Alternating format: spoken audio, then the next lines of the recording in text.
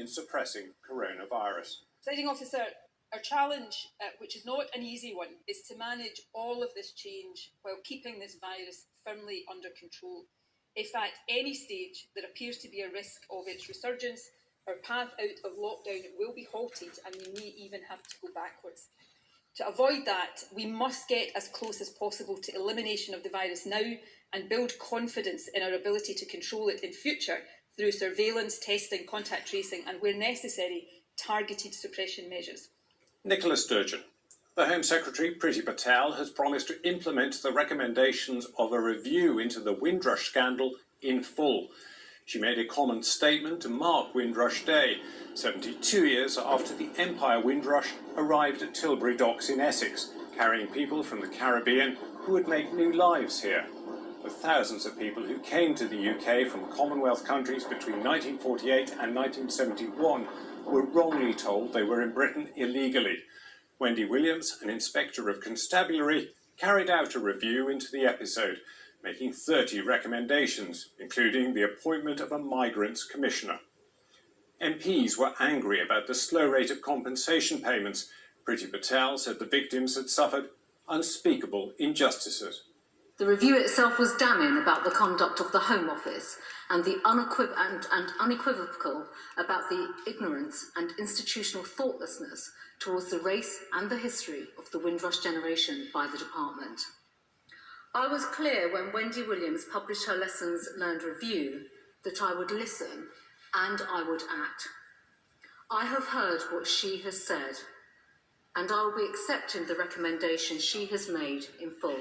The government's Windrush compensation scheme managed to compensate just 60 people in its first year of operation. The Home Secretary talks about more progress today, but she must know that that rate of progress is just too slow, given the number of years that have elapsed since this scandal first came to light, and already this scheme has been in operation for over a year. I agree. The payments and the way in which payments have been made have been far too slow. I'm not apologising for that at all. I have outlined, Mr Deputy Speaker, in my statement that it is right that we treat each individual with the respect and the dignity that they deserve. These are complicated cases. The SNP said the Windrush scandal was a direct result of the government's hostile environment policy. I'm concerned, Mr Deputy Speaker, that in today's statement, the Home Secretary does not unequivocally commit to the sort of root and branch review of the hostile environment policy recommended by the Lessons Learned review. It's all very well to agree that Black Lives Matter, but actions speak louder than words. The root causes can be traced back to legislation from the 1960s and 80s, much of which is complex, but of course I appreciate the Honourable Lady has not fully read the report and is quoting selectively. And as I said, Mr Deputy Speaker, I will come back to the House before the summer recess to discuss the specifics as to how we will be implementing. As I've said, Mr Deputy Speaker, I'll be returning back to the House to outline how we will be implementing the recommendations from the Lessons Learned review. Of the mere 1,275 people who have claimed compensation thus far, only 60 payments have been made, and 529 people have had to wait for more than a year.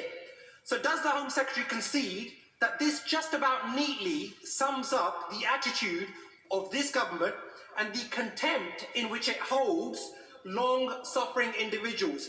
And just like with the hapless victims of the deadly Grenfell fire tragedy, this callous government has no intention whatsoever of delivering full, proper and timely justice for those who have been so unconscionably wronged. I hope that the Honourable Gentleman, having listened to my statement, understands the complexities around individual cases and how we are working to get justice and provide compensation for individuals. That approach is the right approach. That approach